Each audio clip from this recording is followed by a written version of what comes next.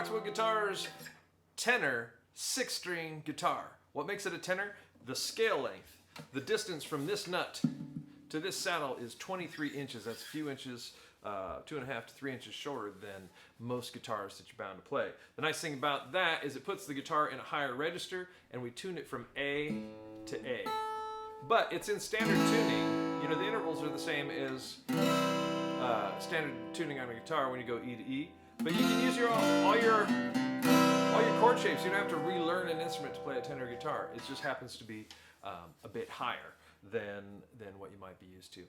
Tenor guitars traditionally are 4-string. In the 1920s and 30s, banjo was a popular instrument, particularly in jazz groups, and there were a lot of tenor banjo players.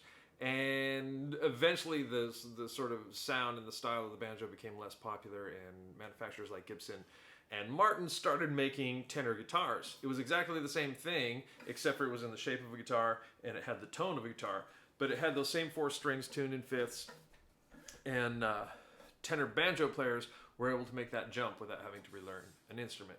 And so what I've done with these 6 strings, I'm not the only one that's ever done it, but I'm sure enjoying it. What I've done is take a tenor guitar scale and make it a full 6-string instrument. So, puts it up in that higher register. You're playing with other people, you're playing with people with big loud dreadnoughts. This will put you up above them in the sound spectrum, and opens up all kinds of new possibilities. I like to sing and strum some Celtic songs with these, some folk songs. Just gives just a whole different color palette. So anyway, there it is, 6-string tenor guitar.